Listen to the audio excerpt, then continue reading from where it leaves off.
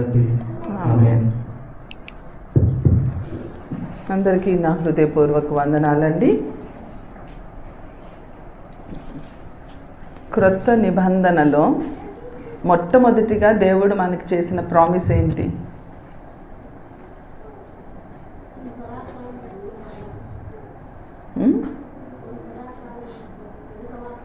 First promise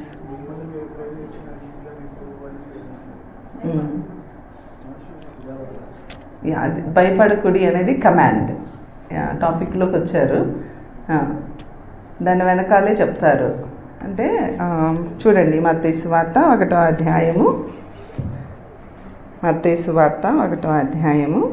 21వ వచనం చూస్తే, ఆమె యొక్క కుమారుని కనును తన ప్రజలను వారి పాపముల నుండి ఆయనే రక్షించును గనుక ఆయనకు యేసు అని పేరు. రక్షణ. దేవుడు మనకేం చేశారంటే మన పాపముల నుండి మనల్ని ఏం చేస్తానన్నారు? రక్షిస్తాను అని చెప్పారు. సో చాలామంది క్రైస్తవులు ఇహపరమైనటువంటి మేళ్ల కోసము దేవుని దగ్గరికి వస్తారు. మంచిదే, రావాలి.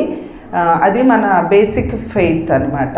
అక్కడ మనకు ఇప్పుడు సాక్ష్యాలు చెప్తూ వచ్చారు కదా.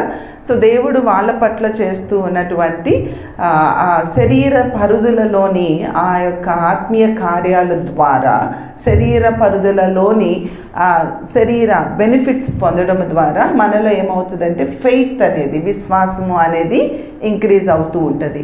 సో అది ఆ లెవెల్స్ పెరుగుతూ వెళ్ళేటప్పటికి మనము ఎట్ ది ఎండ్ ఎట్లా మిగులుతామంటే, ఈ శరీర సంబంధమైన మేళ్ళు ఏమి ఉన్నా ఏమీ లేకపోయినా బట్ ఆధ్యాత్మికంగా మనము కలిగే ఆ యొక్క ఉన్నతమైనటువంటి అవగాహన కలిగిన వారుగా మనం ఉంటామన్నమాట. సో చిన్నప్పుడు చూస్తే మన డిజైర్స్ ఎలా ఉంటాయి? ఇప్పుడు మీరు యూత్ ఉన్నారు, చిన్నపిల్లలు.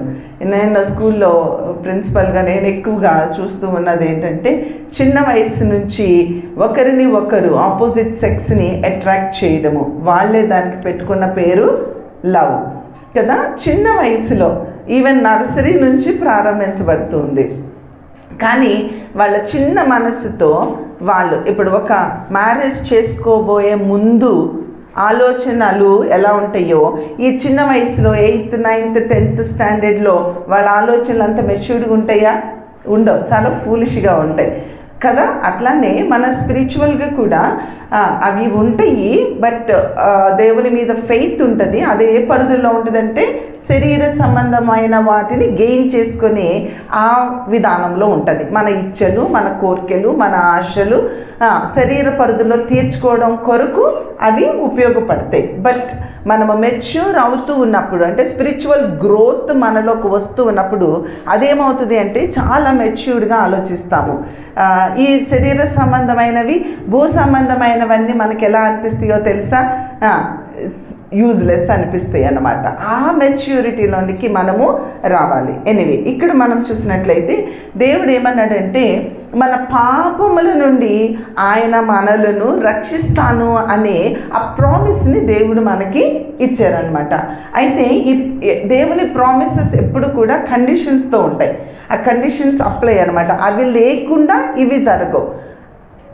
అర్థమవుతుందా? కాబట్టి ఆ కండిషన్స్ ఏంటి అని ఒక్కొక్క దానికి ఒక్కొక్కటి అనేకమైన కండిషన్స్. ఆ కండిషన్స్ని మనం ఫుల్ఫిల్ చేయడం అనేది, వాటికి దేవుడిచ్చిన ఆజ్ఞలకు మనం ఒబే అవ్వడం అనేది చాలా ఇంపార్టెంట్.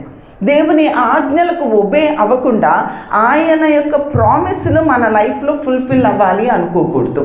కాబట్టి ఫస్ట్ మన వంతు మనం, ఆయన చేయవలసిందంతా ఆయన చేసేసారు మన కొరకు. నెక్స్ట్ మనము చేయాలి. ఏం చేయాలి అంటే, ఆయన యొక్క కమాండ్స్ ఏవైతే ఉన్నాయో నూతన నిబంధనలో దేవుని యొక్క ఆజ్ఞలు ఏమైతే ఉన్నాయో ఆజ్ఞలు అన్నిటినీ మనం ఏం చేయాలి? ఒక్కటి కూడా మీరిపోకూడదండి. కొన్నిసార్లు ఏమవుతుందంటే మనము చేయగలిగినటువంటి ఆ కమాండ్స్ని మనం ఫుల్ఫిల్ చేస్తాము. బట్ చేయలేనివి, కొంచెం టఫ్గా ఉన్నటువంటి టాస్క్ ఉన్నటువంటి వాటిని మాత్రము మనం ప్రక్కన పెట్టేసి, ఇవి చేస్తున్నాము కదా, ఇవి చేయకపోయినా పర్లేదు అని మనల్ని మనము కాంప్రమైజ్ చేసుకొని మనం ముందుకు వెళ్ళిపోతూ ఉంటాము. కానీ అది నిజమైనటువంటి భక్తి కాదు. అవి ఎంత మన జీవిత కాలము మనం ఏం చేయాలి అంటే ఆజ్ఞలకు లోబడుతూనే ఉండాలి. కొన్నిసార్లు కొన్ని పరిస్థితుల్లో లోబడతాము, కొన్ని పరిస్థితుల్లో లోబడము. కానీ లోబడిన దాని గురించి మాట్లాడతాము, లోబడిన దాని గురించి సాక్ష్యాలు చెప్తాము, లోబడిన దాని గురించి బోధిస్తాము, లోబడని వాటిని టచ్ చేయము. అలా ఉండకూడదు. ప్రతి ఆజ్ఞను మనం ఏం చేయాలి?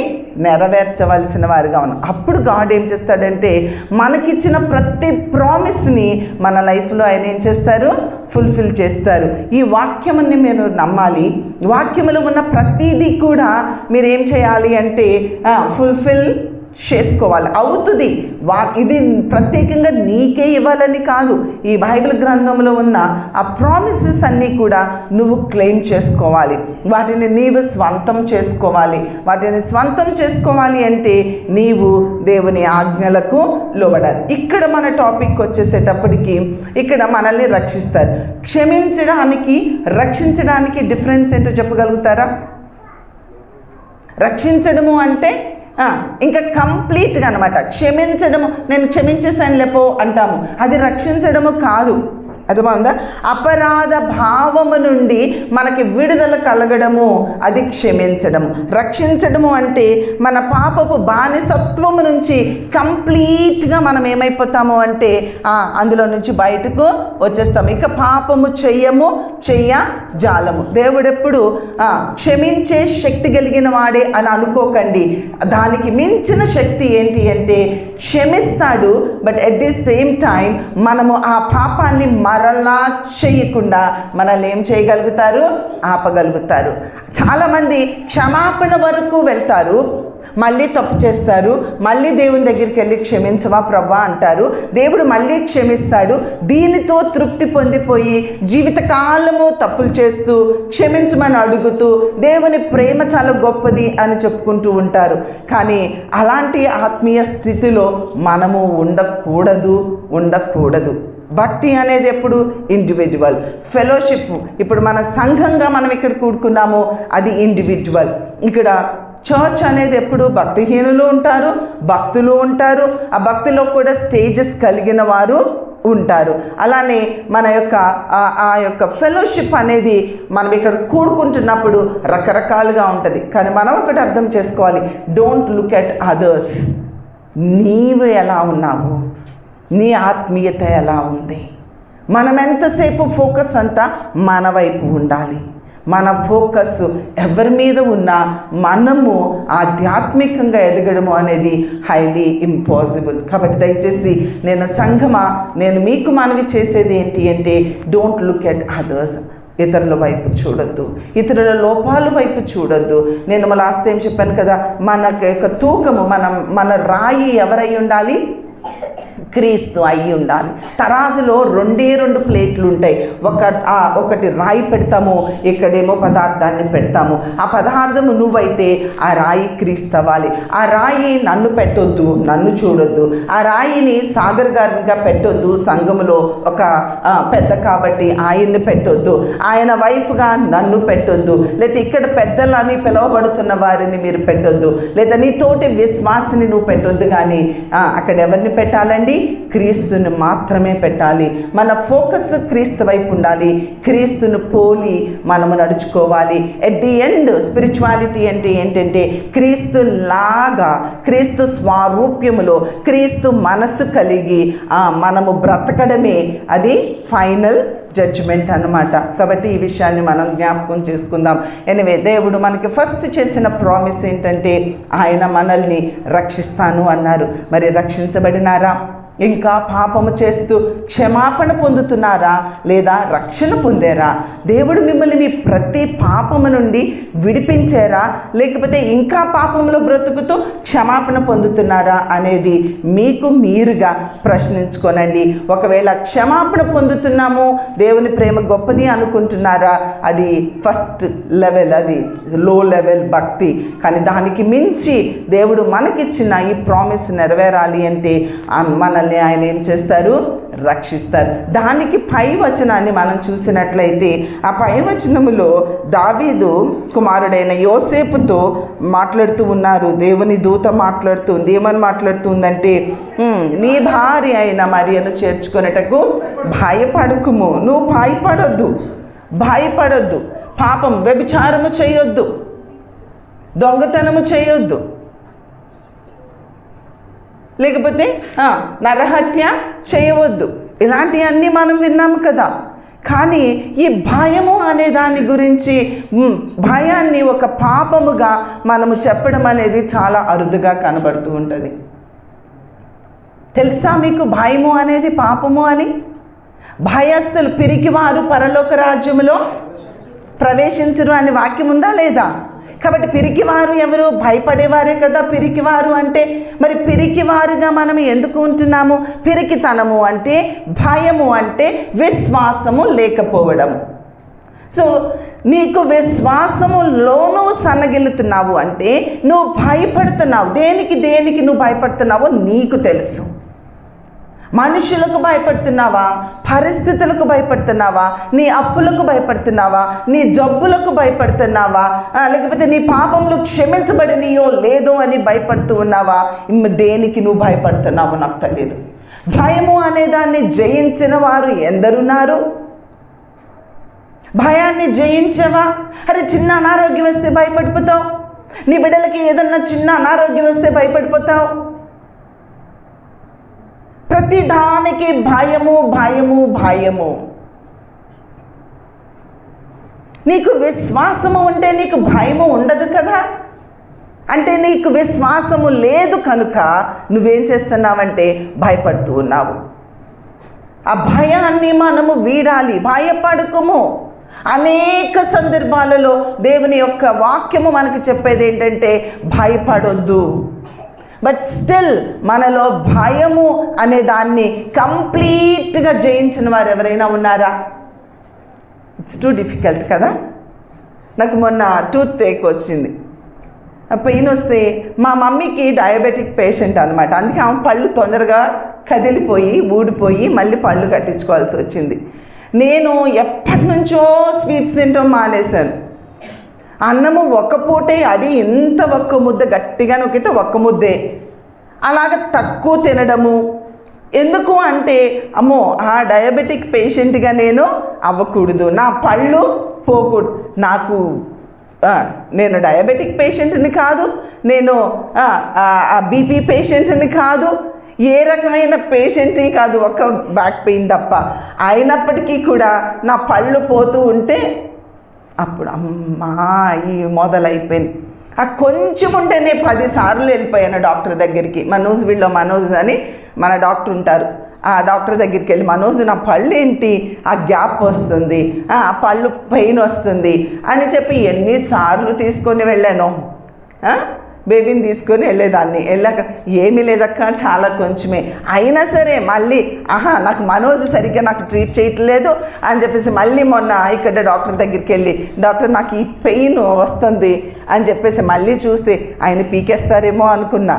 ఆయన ఏమీ చేయలే, చాలా చిన్న ప్రాబ్లం, ఏమీ అవ్వదు అని ఒక యాంటీబయాటిక్ ఇచ్చి చిన్న ఫిల్లింగ్ చేసి పంపించేశారు. చూడండి, భయం. నేను ఎప్పుడు నా ఎక్స్పీరియన్స్లో నుంచే తీసుకొని మీతో మాట్లాడతాను, మీకోసం నేను మాట్లాడాను. నేను భయపడ్డాను కొన్ని విషయాలలో.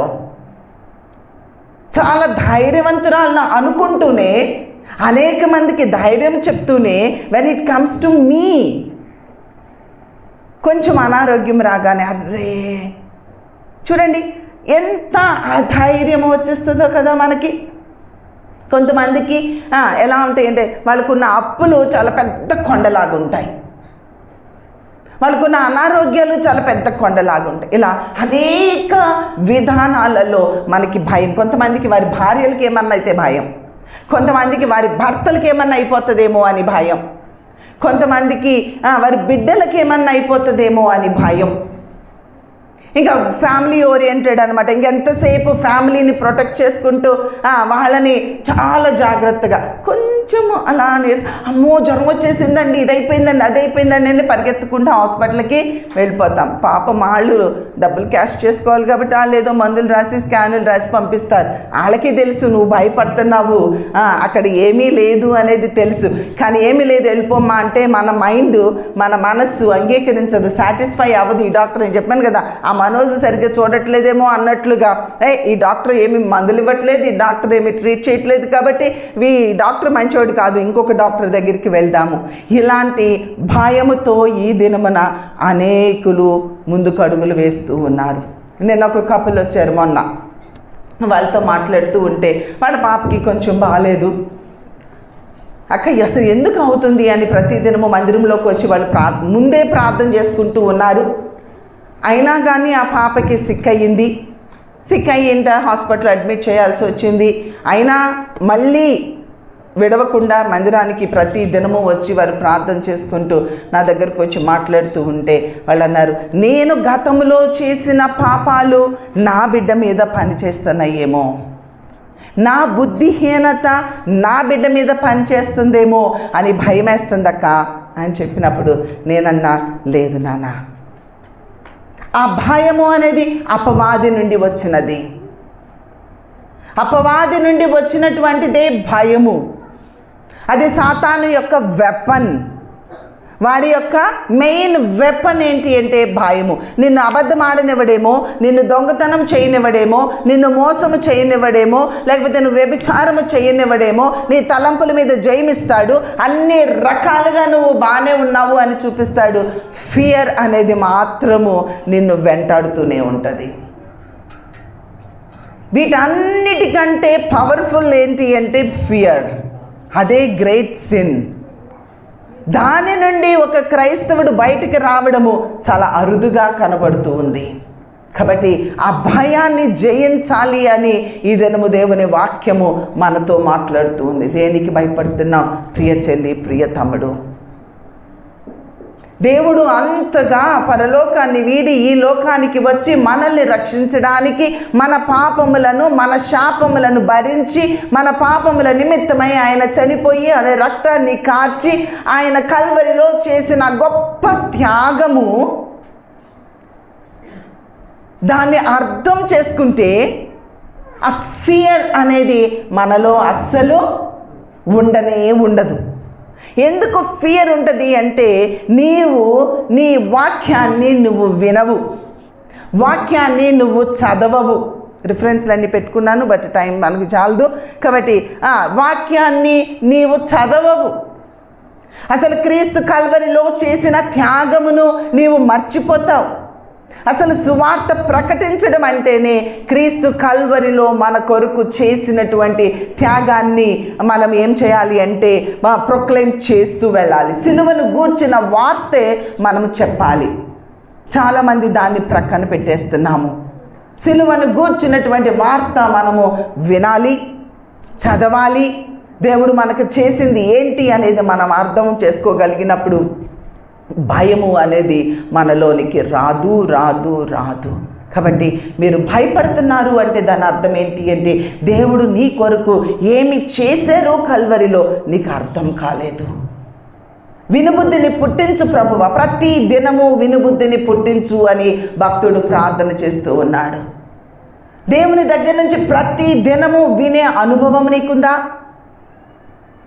నీ బిజీ షెడ్యూల్లో దేవుని వాయిస్ వినడానికి నీకు టైం లేదు కదా, దేవుని సన్నిధిలో గడపడానికి నీకు టైం లేదు కదా. అరే దేవుడు సృష్టిని సృష్టించేటప్పుడు చీకటిని అంధకారముగా ఉన్న దాన్ని వెలుగు కమ్మని పలికినప్పుడు ఎన్ని సెకండ్స్ బట్టి ఉంటుందండి కదా? Not even maybe 30 seconds, not even 1 minute ఏమో, జస్ట్ పలికేడు, అది అలా జరిగిపోయింది. అరే దేవుని మాట పలికితే చాలండి మన జీవితంలో చీకటి బ్రతుకులు వెలుగుమయమైపోతాయండి. నీ భయం ఇట్టే పారద్రోల పడుతుందండి. అరే ఆ 30 seconds కూడా దేవునికి ఇవ్వలేవా? ఆ కొంచెము దేవుని మాట వినగలిగే నీ మనసులో ఉన్న తొందరలన్నీ ప్రక్కన పెట్టేసి దేవుని వాక్కును వినగలిగిన టైం నీకు లేదా?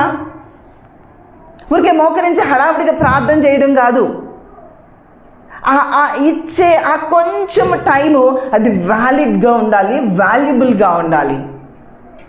నీ మనసులో ఉన్న గందరగోళాలన్నీ అణిపివేయబడి ఉండాలి.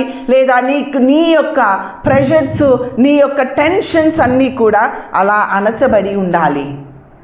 Then only you can hear the voice of God. లేకపోతే నీ ఆలోచనలే, నీ కంగారే, నీ తొందరే, నీ అడ్వైజెసే, లేకపోతే నీవే యాక్ట్ చేసేస్తావు, కానీ గాడ్ని నీలో యాక్ట్ చేయనివ్వవు. As a believer, maybe you may not give 1 hour, 2 hour, 3 hours, 4 hours. If you are giving valid time for the Lord, it's good. Increase the time. But at least 1 minute ఇవ్వమ్మా. 1 minute అన్నిటినీ ప్రక్కన పెట్టి దేవునితోనే కలిసి ఉండే time 1 నిమిషం దేవునికి ఇచ్చిన ఆ 1 నిమిషంలో దేవుడు నీ పట్ల ఒక గొప్ప కార్యాన్ని చేస్తారు తెలుసా? నీవు దేని గురించి భయపడుతున్నావో ఆ భయమును పారద్రోలడానికి ఆయనకి అలా 30 seconds చాలు. అంత వ్యాలిడ్ టైం కూడా, అంత కొంచెం టైము ఏమంటామంటే ప్యూర్గా ఉండే ఆ వ్యాలిడ్ టైంని గాడ్కి ఇవ్వడం మనం నేర్చుకుంటే, నువ్వు ఏ భయముతో నువ్వు వెంటాడుతూ ఉన్నాడో సాతానుడు నిన్ను, ఆ భయం నుంచి దేవుడు నీకు ఇట్టే విడుదల అనుగ్రహిస్తాడు. అనేక రకాలైనటువంటి భయాలతో మన జీవితంలో మనము ముందుకు వెళ్తూ ఉన్నాము. అసలు నీకు రక్షణ ఉందో లేదో నీకే కన్ఫర్మేషన్ నీకే లేదు.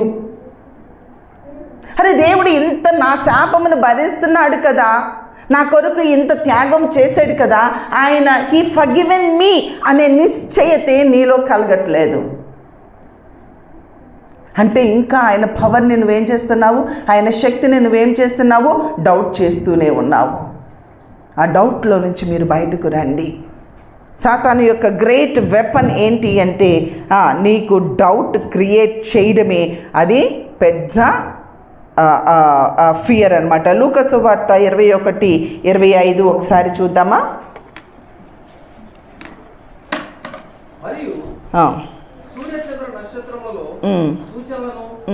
భూమి మీద సముద్ర తరంగముల ఘోష వలన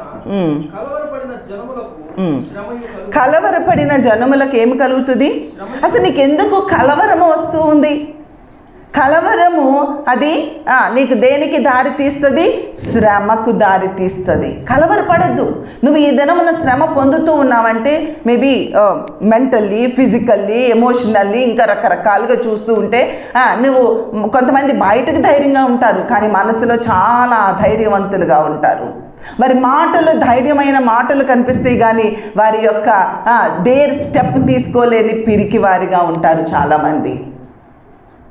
దేవుని సన్నిధిలో కనిపెట్టి దేవుని యొక్క చిత్తాన్ని కనుగొని ఆయన చిత్తములో అడుగు వేయడానికి భయపడిపోతూ ఉంటారు. భయపడొద్దండి. కలవరము నీ జీవితంలో రానివ్వద్దు. ఆ కలవరము నీకు శ్రమను కలుగ చేస్తుంది. ఈ దినమన నీవు ఇన్ని శ్రమలలో నుండి అడుగులు ముందుకు వేయడానికి రీజన్ ఏంటో తెలుసా? దేవుని మీద నీకేమీ లేదు, విశ్వాసము లేదు. విశ్వాసము లేని ప్రార్థన అది నీకు ఏ రకమైనటువంటి మేలులను కలుగ చేయదు. విశ్వాస సహితమైన ప్రార్థనే అది మనకి మేళ్లను కలుగ చేస్తుంది, మనకి స్వస్థతను కలుగ చేస్తుంది, మనకి విడుదల కలుగ చేస్తుంది, మనకు రక్షణను అనుగ్రహిస్తుంది.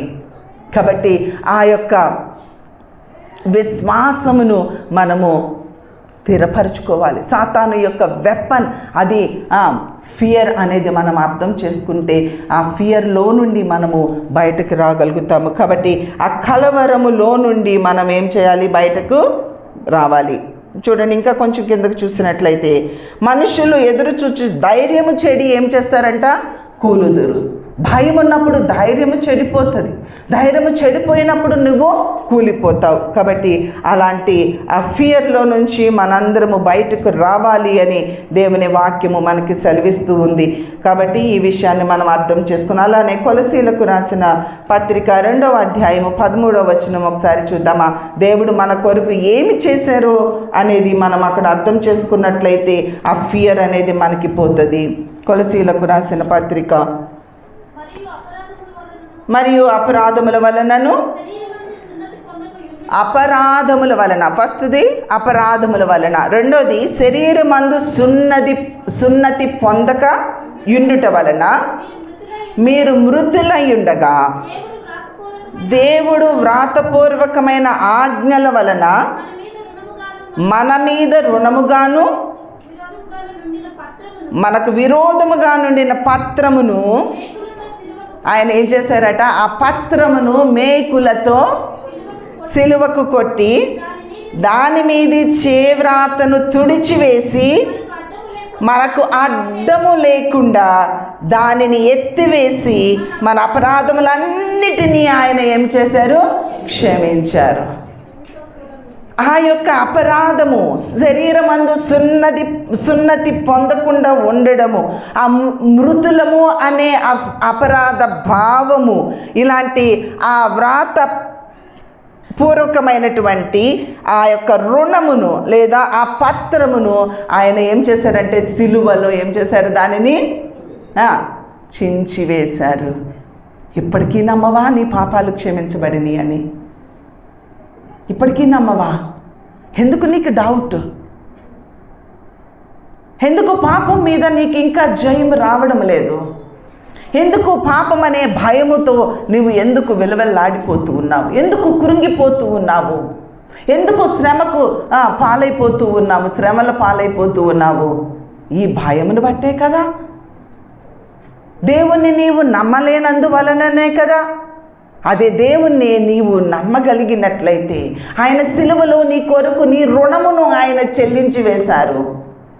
ఆయనకి ఎంత రుణపడి ఉన్నావా రుణమంతా ఆయనే.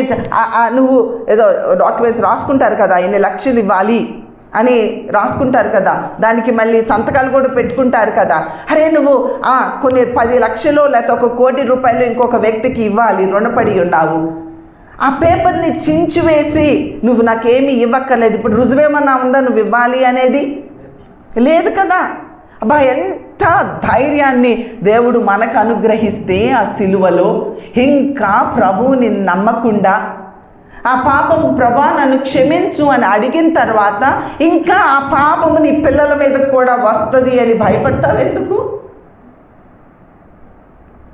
రాదు.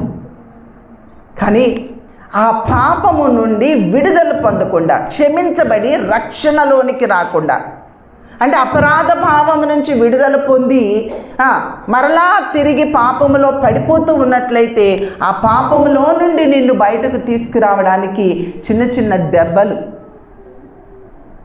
ఏయ్ నువ్వు చేస్తుంది తప్పు, ఇలా చేయొద్దు అనడానికి చిన్న దెబ్బ వేస్తారు అంతే. దానికే నువ్వు విలువలాడిపోవద్దు. కాబట్టి దేవుడు మన పట్ల చేసిన ఈ గొప్ప కార్యాన్ని మనం ఎప్పుడు జ్ఞాపకం చేసుకోవాలండి. అడ్డము లేకుండా దానిని ఎత్తివేసి మన అపరాధములన్నిటిని అడ్డము లేకుండా ఎత్తివేశాడు. కంప్లీట్గా ఏం చేసేశారు? హీ టుక్ అవే, కంప్లీట్గా తీసేశారు అన్నమాట.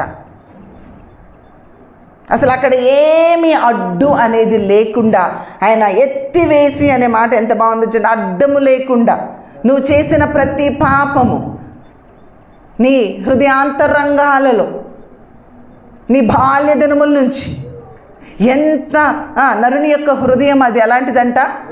ఘోరమైన వ్యాధి కలిగినటువంటిది. మనిషి స్వభావము చెడ్డ స్వభావము.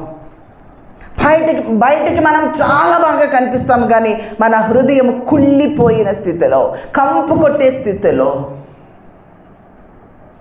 ఎంత సెల్ఫిష్గా, ఎంత స్వార్థపూరితమైనదిగా, ఎంత చీట్ చేస్తూ మనుషులను. అసలు ఇప్పుడు సమాజంలో మనం చూస్తూ ఉంటే, న్యూస్ వింటూ ఉంటే ఎంత ఘోరంగా కనిపిస్తూ ఉందండి. ఎంత భయంకరమైనటువంటి పరిస్థితులను మనం చూస్తూ ఉన్నాము, వింటూ ఉన్నాము. పసి బిడ్డలు అనే కూడా చూడకుండా మంత్స్ బేబీని కూడా రేప్ చేస్తున్నారు అంటే కొన్ని డిబేట్స్ జరుగుతూ ఉంటాయి. ఆడవాళ్ళు వస్త్రాలు సరిగ్గా ఉండవు కనుక ఈ మగవాళ్ళు కంట్రోల్ చేసుకోలేకపోతున్నారు. మరి మంత్స్ బేబీ ఏం వస్త్రాలు వేస్తామండి? ఎలాగా నైతిక విలువలు కూడా లేకుండా, మానవత్వము కూడా లేకుండా, స్వార్థముతో వారి ఇచ్చలను వారి ఆశలను తీర్చుకోవడం కొరకు మనుషులు ఎలాగా విషపూరితం అయిపోతూ ఉన్నారో మీరు ఆలోచించండి. మనం అనుకుంటాం ఎక్కడో ఉన్నారు, లేదండి మనము అలాంటి వారమే. నీతిమంతుడు లేడు, మనము కూడా దొరికితే దొంగ, దొరకపోతే దొర. కానీ దేవుడు నీ హృదయాంతరంగాన్ని చూస్తాడు. నీ వికెట్ మైండ్ ఏంటో ఆయనకి తెలుసు, నీ చూపులేంటో ఆయనకి తెలుసు, నీ ఆశలేంటో తెలుసు, నీ సీక్రెట్ లైఫ్ ఏంటో ఆయనకి తెలుసు, నీ తలంపు పుట్టకముందే ఆయనకి నువ్వేంటో ఆయనకి తెలుసు. ఇంకా అదే స్వభావముతో పీడించబడుతూ ఉన్నారా?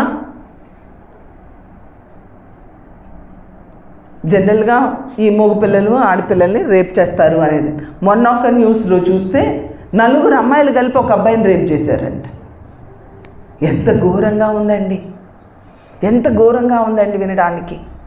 అంతకుముందు చెప్పాను కదా, తన సొంత తండ్రే అవేవో పిచ్చి పిచ్చి వీడియోస్ అన్నీ చూడడానికి అలవాటు పడిపోయి తన సొంత కూతురు 12 సంవత్సరాలు 13 సంవత్సరాలు పిల్లని రేప్ చేసేసి చంపేసేసి ఇంటి వెనకాల పాతి పెట్టేసి అక్కడి వరకు మొత్తానికి బయటపడ్డాడు. బయటపడిన తర్వాత భార్య సపోర్ట్ చేస్తుంది దీనికి. ఎంత ఘోరమైన మనిషి చూడండి. నరుని హృదయం ఘోరమైన వ్యాధి కలది అనడానికి సరిపోతుంది కదా. ఆ యొక్క నైజమును, ఆ మానవ స్వభావమును తీసివేసుకోవడానికి మనల్ని మన శరీరాన్ని మనం ఏం చేసుకోవాలి? నలగగొట్టుకోవాలి. ఈ దినాలలో దేవుని సన్నిధిలో కూర్చొని ప్రార్థన చేయని నీవు ఎలా నలకొట్టుకుంటావు? నలకొట్టుకోవడం అంటే ఏంటి? ఒక రాయి తీసుకొని రోజు నువ్వు కొట్టుకోమనా? కాదు. క్రీస్తు సన్నిధిలో మోకరించి సిలువలో ఆయన చేసిన త్యాగమును జ్ఞాపకం చేసుకొని నీ స్వభావములన్నిటి విషయమై పశ్చాత్తాపడి, అయ్యా నేను ఇలాంటి నా హృదయాంతరంగము ఇంత భయంకరమైన స్వభావము కలిగినదిగా ఉంది, నీ బిడ్డనని చెప్పుకుంటున్నా, రక్షణ పొందానని చెప్పుకుంటున్నా, పౌలు అంటున్నాడు దేవుని పరిచర్యలో ఉన్నా, సేవ చేస్తూ ఉన్నాను అని చెప్పుకుంటున్నా, ఇతరులకు బోధించే స్థితిలో నేను ఉన్నా, నన్ను నేను ఏం చేస్తున్నాను? నలకొట్టుకుంటున్నాను. ఈ రోజుల్లో బోధకులు నలకొట్టుకోవడం అనేది లేదండి. ఆ గూగుల్ ఈ గూగుల్ చూసుకొని వాక్యాలు ప్రిపేర్ అయ్యి వాక్యం చెప్పడమే కానీ వారి నిజ బ్రతుకులో భక్తి లేదండి. అందుకే పౌలు అంటూ ఉన్నాడు, ఇతరులకు బోధించు, నేను ఏమైపోతాను అని, శరీర విషయంలో బలహీనమైపోతాను అని. ఆత్మసిద్ధమే కానీ శరీరము బలహీనమని ఆ శరీరాన్ని దేవుని సన్నిధిలో ఏం చేస్తూ ఉన్నాడు? నలగకొట్టుకుంటూ ఉన్నాడు. నిన్ను నీవు నలగకొట్టుకునే అనుభవంలో లేకుండా క్రీస్తు సన్నిధిలోనికి, దేవుని రాజ్యంలోనికి ఎలా వెళ్తావు ప్రియ తమ్ముడు, ప్రియ చెల్లి? It's highly impossible. నలకొట్టుకోవా? ప్రార్థన చేయవా? ఏం అవ్వదండి.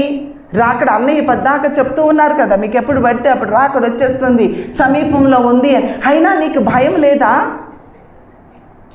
ఇప్పుడే కదండి భయపడొద్దు అంటున్నారని చెప్తారా? దేవునికి భయపడాలి. లోకము సంపాదించుకోవడానికి శరీర సంబంధమైన ఇంకొక వాక్యం ఉంటుంది. ఏమని ఉంటుందంటే, మీ యొక్క మీ శరీరమును బాధ పెట్టేవారికి, మీ శరీరమును మృతతుల్యము చేసేవారికి మీరు భయపడొద్దు, కానీ మీ ఆత్మను పాడు చేసేవారికి మీరు భయపడండి అని ఒక వాక్యం ఉంటుంది కదా. దేవునికి భయపడండి. శరీర సంబంధమైన బాధకు భయపడవలసిన అవసరత మనకి లేదు. దయచేసి ఆలోచన చేయండి. ఇంకా అన్నయ్య వాక్యం చెప్పాలి, టాపిక్ అయితే చాలా ఉంది. ఎనీవే, కాబట్టి దయచేసి నేను మీ అందరికీ మనం చేసేది భయాన్ని పారద్రోలండి. భయంలో నుంచి మీరు బయటకు రావాలి అని నేను ఆశపడుతూ ఉన్నాను. మిమ్మల్ని ఏదైతే భయపెడుతూ ఉందో అందులో నుంచి మీరు బయటికి రండి. ఈ మార్కు సువార్త 4:35 మనం చూసినట్లయితే అక్కడ యేసు ప్రభువు ధోనిలో ఉంటాడు, శిష్యులు ఉంటారు. అయితే గొప్ప అలజడి వస్తుంది.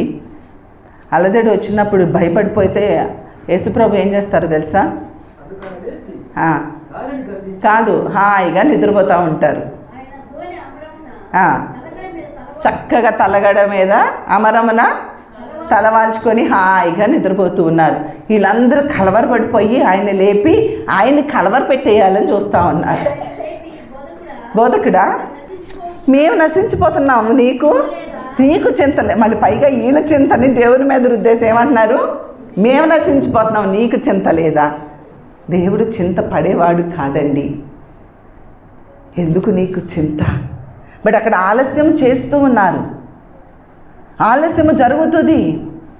లాజరు చనిపోయినప్పుడు కూడా ఆలస్యము చేశారు. ఆలస్యము జరిగింది. కానీ ఎందుకు ఆలస్యం జరిగింది? ఆయనలో విశ్వాసము ఉంది కనుక మనకులాగా తొందరపడలేదు.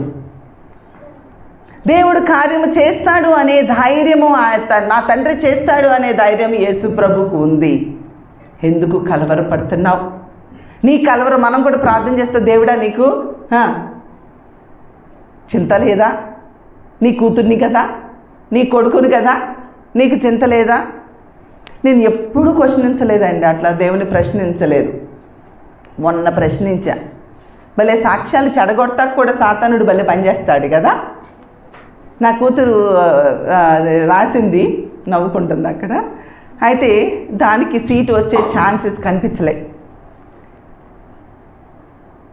దానికి ధైర్యం చెప్పా, అన్నకి ధైర్యం చెప్పా, పడుకున్నా. కొంచెం నిద్రపోయి మెలకు వచ్చింది, అప్పటి నుంచి నిద్ర లేదు. ఆడపిల్ల కదా, సెటిల్ అయిపోతే బాగుంటుంది అనిపించింది కదా, సీట్ వచ్చేస్తే బాగుండి అనిపించింది కదా, నా యేసయ్య నాకు ఇచ్చేస్తాడు అనుకున్నాను. నీ పని చేస్తున్నాను కదా డాడీ, నువ్వు నా పని చేస్తావు కదా అని ధైర్యంతో నేనేమీ అడగకుండా నీకే వదిలేశాను కదా. ఏం డాడీ ఇలా చేసేసావు అని క్వశ్చన్ వేసేసాను యేసయ్యకి. బయటకు వచ్చాను, హాల్లో కూర్చున్నాను. బాగా ఏడుపు వచ్చేసింది. ఫస్ట్ టైం అనమాట. దేనికి చెల్లించను. ప్రార్థన చేశా, కన్నీటితో ప్రభువుని ప్రశ్నించాను. ప్రశ్నించగానే అబ్బా ఎంత పెయిన్ వచ్చేసిందో చెప్పడానికి వీల్లేదు. దేవుణ్ణి ప్రశ్నించడానికి నేను ఏ పాటి దానినండి? ధూళి లాంటి దానిని, దుమ్ము లాంటి దానిని. ఆయన ఏం చేసినా అది మనకు మేలే చేస్తారు. అది ఇవ్వలేదు అంటే అది మనకు మేలే, నాకు మేలే, నా బిడ్డకి మేలే. కానీ శరీర సంబంధమైన దాని గురించి నేను ఎందుకు దేవుణ్ణి ప్రశ్నించాను? నా విశ్వాసం ఏమయ్యింది?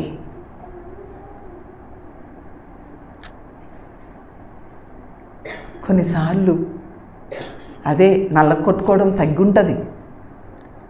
ఆయన పాద చెంత చేరి నల్ల కొట్టుకోవడంలో వెనకడుగు వేస్తే దేవుని ప్రశ్నించే స్థితిలోకి వెళ్ళిపోతాము. పశ్చాత్తాపడ్డాను, ప్రభు పాదాలు పట్టుకున్నాను. మరలా ప్రశ్నించే మనసు వచ్చింది అంటే పొగరు వచ్చింది అని అర్థం. నన్ను నేను నలకొట్టుకోవడం స్టార్ట్ చేశాను. మనం నలకొట్టుకోవద్దా? ఎప్పటికీ మన శరీరము తలెత్తకూడదండి. ఆత్మనే పోషించుకునే వారిలాగా మనము ఉండాలి. నీకు చింత లేదా? దేవుని ప్రశ్నిస్తున్నావా చెల్లి, తమ్ముడు? ప్రశ్నించొద్దు. కుమ్మరివానికి ఏ పాత్ర ఎలా చేయాలో ఆయన ఇష్టం. నువ్వు నన్ను ఎందుకు ఎలా చేసావు, అలా చేయలేదు అనే అధికారం మనకు లేదని వాక్యంలో ఉంది కదా. వాక్యం తెలుసు కదా, బోధిస్తున్నాము కదా. జీవించకపోతే ఎట్లా? అది నా వ్యక్తిగతం అవ్వాలి కదా. ఆ వాక్యం వింటున్న మీరు మీ వ్యక్తిగతం అవ్వాలి కదా. వాక్యమే శరీరధారిగా ఈ లోకానికి వచ్చినట్లుగా మనం బ్రతకాలి కదా. శరీర పరిధులలోనికి వెళ్ళొద్దు. శరీర సంబంధమైనటువంటి క్రైస్తవులుగా మనం ఉండకూడదు. ఆత్మ సంబంధమైనటువంటి క్రైస్తవులుగా మనం ఉండాలి. కాబట్టి దేవుడు అనేక మారులు మనల్ని ఏం చేస్తారు అంటే ఆయన టెస్ట్ చేస్తూ ఉంటారు. But don't question. నీకు చింత లేదా అని దేవుణ్ణి ప్రశ్నించకండి. నిజమైన దేవుని యొక్క భయము మనలో ఉన్న లోక సంబంధమైన భయము నుంచి మనకు విడుదలిస్తుంది. 1 యోహాను 4:18 మనం చూసినట్లయితే ఆ ఫియర్ అనేది, దేవుని ప్రేమలో భయము ఉండదు. దేవుని ప్రేమ నీలో లేనప్పుడు, దేవుని పై ప్రేమ నీలో లేనప్పుడు నీలో ఫియర్ అనేది ఉంటుంది అనేది ఒక రుజువు. కాబట్టి నువ్వు భయపడుతున్నావు అంటే దేవుని ప్రేమకు నువ్వేమైపోయావు? దూరమైపోయావు. అలానే ఎప్పుడైతే నువ్వు దేవుని ప్రేమకు నువ్వు దగ్గర అవుతావో అప్పుడు ప్రేమ ఆ భయము అనేది నీలో నుంచి విడిపోతుంది అనే విషయాన్ని మీరు అర్థం చేసుకోనండి. ఎప్పుడైతే దేవుని యొక్క వాక్యాన్ని మనం వింటామో, యెషయా 54:4 మనం చూసినట్లయితే మన చెవిని దేవునికి ఎప్పుడైతే ఇస్తామో, దేవుని యొక్క వాక్యాన్ని ఎప్పుడైతే మనము వింటామో, దేవుని వాక్యాన్ని ఎప్పుడైతే అర్థం చేసుకొని వినటం వల్ల ఏం కలుగుతుంది? విశ్వాసము కలుగుతుంది. సో వినడం వల్ల, దేవుని వాక్యము చదవడం వల్ల, దేవునితో గుడ్ రిలేషన్షిప్ కలిగి ఉండడం వల్ల మన యొక్క హృదయాన్ని లేదా మన చెవిని దేవునికి ఇవ్వడం ద్వారా మనము ఆ ఫియర్ అనే దానిలో నుంచి లేదా క్రీస్తు ప్రేమను అర్థం చేసుకుంటాం. క్రీస్తు మన కొరకు సిలువలో చేసిన త్యాగాన్ని అర్థం చేసుకుంటాము. అప్పుడు ఆ ఫియర్ అనేది మనలో నుంచి పోతుంది. అలానే హెబ్రీయులకు రాసిన పత్రిక 13:6 మనం చూస్తే లవ్ ఫర్ మనీ. ఎప్పుడైతే ధనమును మనము ప్రేమిస్తామో, అదొక్కసారి చదవండి, భలే ఉంటుంది ఆ వాక్యము. హెబ్రీయులకు రాసిన పత్రిక 13:6 చూడండి.